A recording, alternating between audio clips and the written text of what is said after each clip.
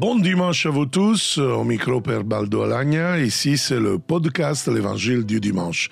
Nous sommes au 32e dimanche du temps ordinaire. L'évangile de cette semaine, c'est Matthieu 25, des versets 1 à 13. Nous sommes au dernier dimanche du temps liturgique et nous avançons vers des temps eschatologiques, c'est-à-dire des invitations qui nous permettent d'accueillir justement ce roi d'amour, Jésus, qui en effet l'Église attend, qui revienne dans l'Église dans la gloire pour juger les vivants et les morts. Mais aujourd'hui, nous avons le chapitre 25 de l'évangile de Matthieu, avec lequel Matthieu ouvre le dernier des 5 discours qui, en effet, compose toute son œuvre de l'évangile de Matthieu. Donc, c'est exactement comme les 5 livres écrits par Moïse en écrivant la Torah. Alors, en particulier, nous voyons ici que il y a une explication de ce qu'il est le royaume des cieux. Et je vous rappelle, c'est un thème très très cher à Matthieu, dans lequel Matthieu nous explique que c'est une société alternative où Dieu est roi et chacun dans ce royaume est un enfant qui a le droit de son amour. Donc vous comprenez, complètement différent de ceux qui les pharisiens et les chefs de la religion juive de Jérusalem continuent à prêcher. Allons dans notre texte. En ce temps-là, Jésus disait à ses disciples cette parabole. Donc, nous sommes devant une parabole. À la fin du discours de la montagne, si vous vous rappelez, au chapitre 7, nous avons vu Jésus qui répond, ce n'est pas qui dit « Seigneur, Seigneur », donc qui entrera dans le royaume de Dieu. Donc Jésus dit que ça suffit pas à l'orthodoxie, à la doctrine, mais il faut la communion à Dieu, le Père, qui est plein d'amour. Et dans ce contexte, donc c'est celui qui rentre dans le royaume des cieux fait la volonté de mon Père.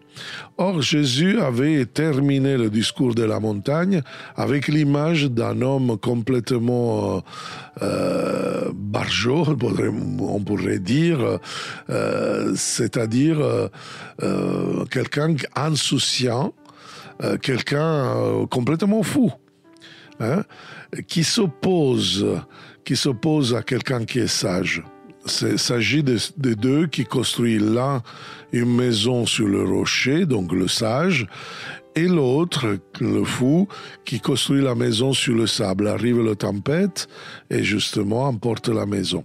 Bien, on va voir qu'il y a des éléments dans le chapitre 25 qui vont reprendre un peu ce qu'on vient de dire. Le royaume des cieux sera comparable. Donc Jésus il commence à raconter cette parabole par rapport à la venue du Seigneur, de ses manifestations dans l'histoire humaine.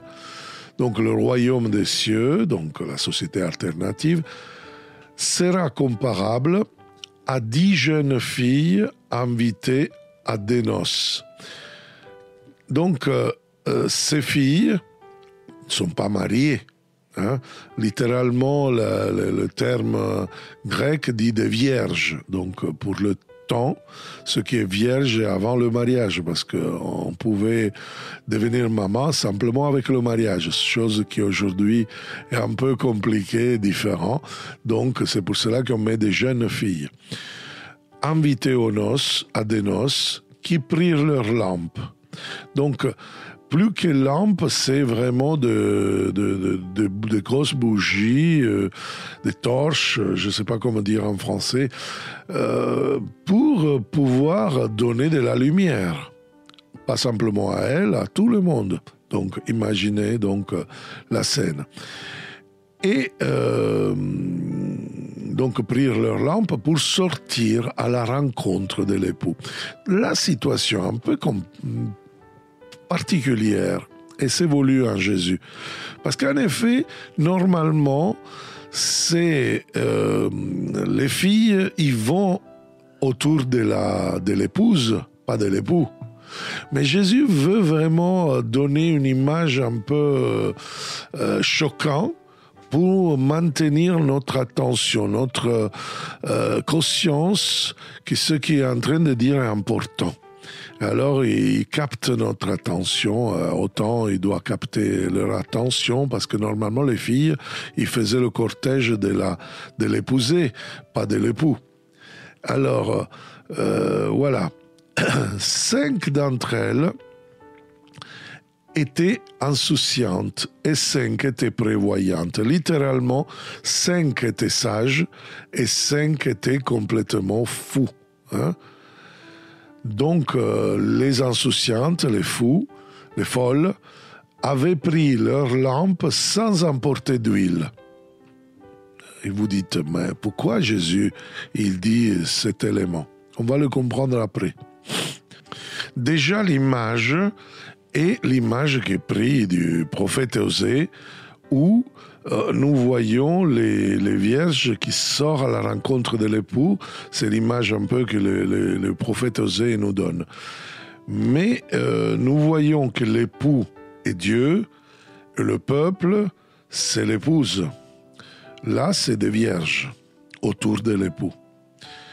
5 d'entre elles complètement folles. Pourquoi insouciantes, n'ont pas pris l'huile. Donc, ils vont rester dans les ténèbres. Et les autres ont l'huile avec elles, avec la lampe.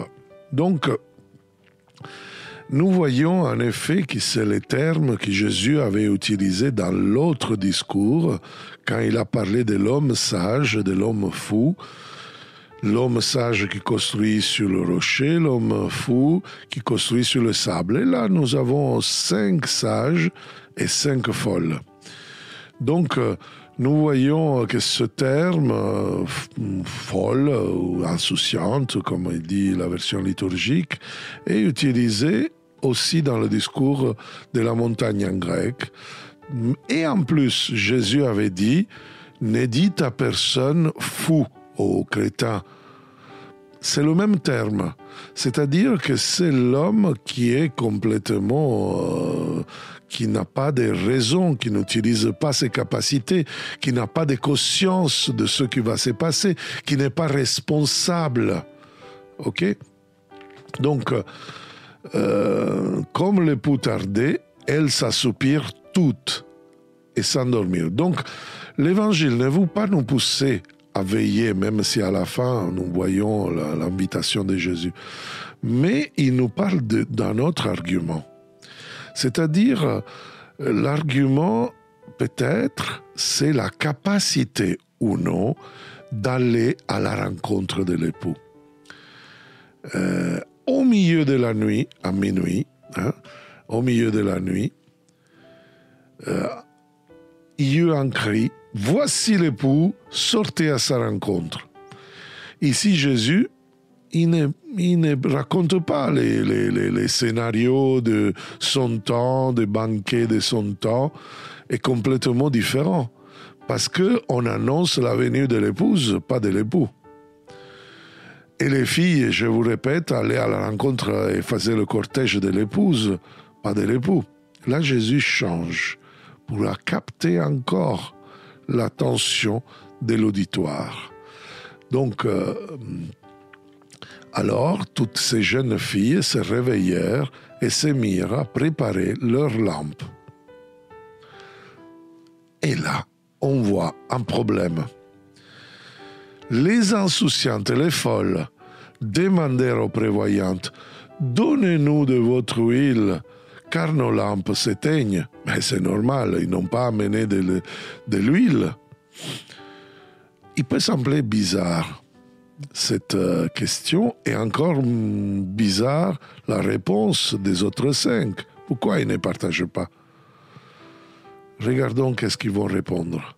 Les prévoyantes, les sages répondirent.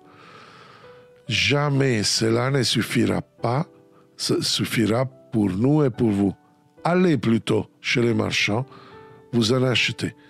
Donc, il y a comme une espèce de conscience dans laquelle les sages ont une lumière, ont l'huile qui sert pas simplement pour elles, mais aussi pour les autres. On va voir plus avant qu'est-ce que ça veut dire donc cette huile.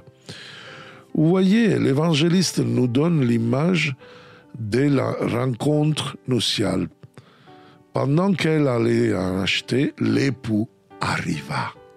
Celles qui étaient prêtes entrèrent avec lui dans la salle des noces et la porte fut fermée. Donc nous voyons vraiment cette rencontre avec l'époux et nous voyons ces portes qui se ferment. Un autre élément un peu bizarre, parce que ce n'est pas comme ça. Dans un village, dans un mariage, tout le monde est invité à venir, les portes ne se ferment pas, c'est la fête pour tout le monde. Là, les portes sont fermées, exactement comme l'autre parabole dans le royaume, quand quelqu'un n'est pas préparé, quand quelqu'un est jeté dehors et les portes sont fermées. Donc, Jésus est justement en train de faire des images parallèles au discours de la montagne.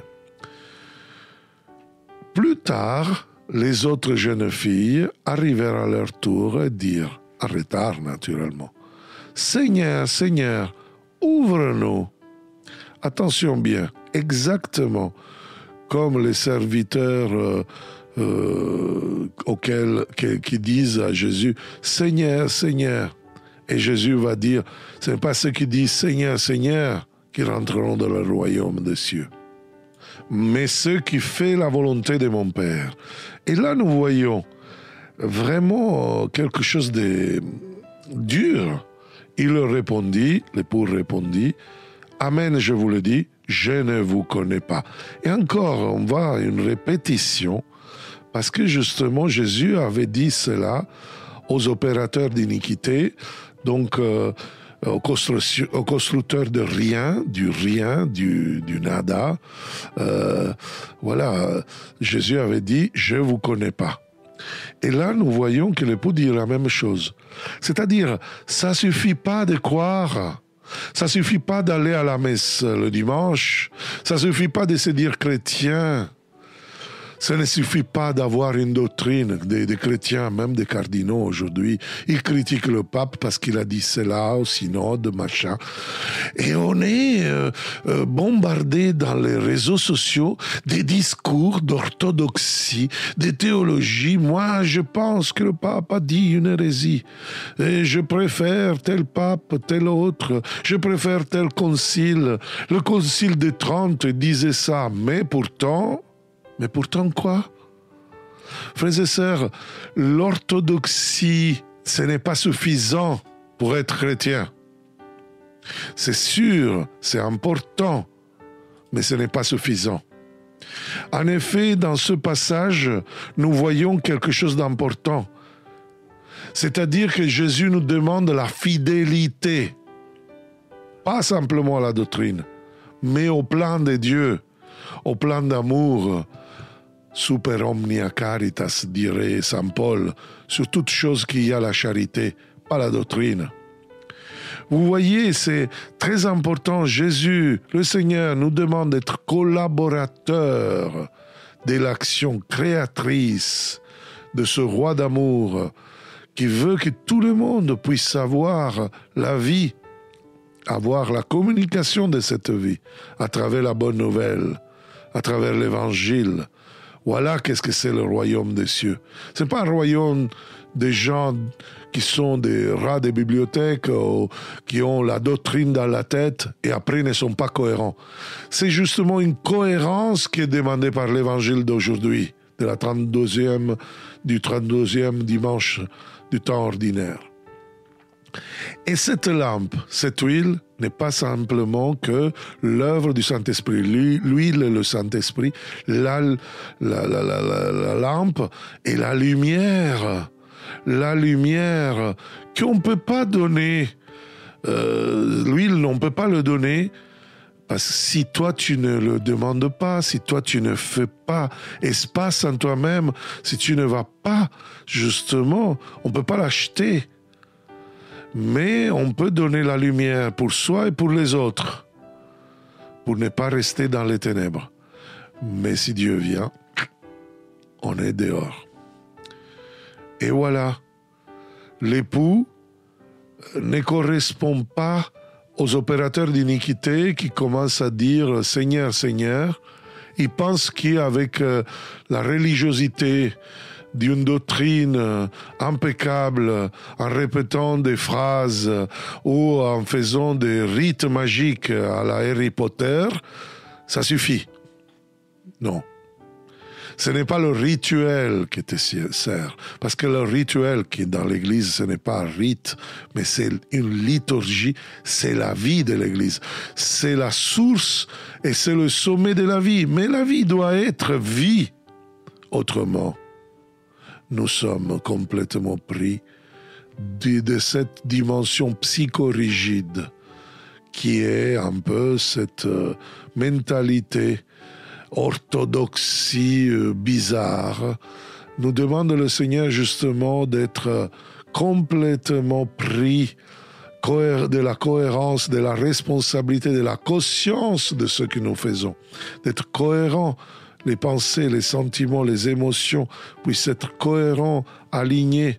Alors Jésus nous invite, veillez donc, car vous ne savez pas ni le jour, ni l'heure. Veiller à donc, c'est rester éveillé, c'est-à-dire conscient attentif de ce qui arrive. Il y a un ami qui est exorciste de portugais, le père Duarte Souza Lara, qui m'a envoyé un message à la communauté Canção Nova dans une retraite de guérison et de libération, un message que je trouve génial pour le temps qu'on vit là, maintenant. Le diable sait qu'il y a peu de temps, car Dieu interviendra bientôt pour vaincre le mal. Notre Dieu ne perd pas les batailles. C'est pourquoi je vous demande de ne plus perdre de temps dans des activités inutiles ou hors de propos. L'heure est désormais, nous demande une prière plus intense, une pénitence plus généreuse. Et oui, de nombreuses grâces dépendent de nos prières et de nos sacrifices. Nous devons nous associer de manière responsable au plan de Dieu pour ce temps particulier. Ne vous laissez pas berner par ce temps de grande confusion, à l'intérieur et à l'extérieur de l'Église, hélas. Que Jésus a fondé, ne l'oubliez pas. Étudiez la Sainte Écriture, ainsi que le catéchisme, la parole de Dieu est la vérité et ne passera jamais. Restez ferme dans la vérité et soyez fidèles au pape. Quoi qu'il arrive, il invoque surtout invoquer la puissante bénédiction du Dieu Trinitaire, Père, Fils et Saint-Esprit, et l'intercession de Marie, Mère de Dieu et de l'Église. Je trouve ce message vraiment en connexion avec l'évangile de ce dimanche 32e du temps ordinaire. Je vous souhaite donc de veiller, de rester éveillé, donc pour collaborer à l'action d'amour, d'évangélisation du Père qui veut annoncer à tous cette fidélité à son projet, à son Église, plutôt qu'à des doctrines farfelues, à des religiosités complètement qui nous éparpillent et qui nous confondent, qui nous divisent. Et je vous donne rendez-vous à la prochaine avec l'Évangile du dimanche. Bon dimanche à vous tous et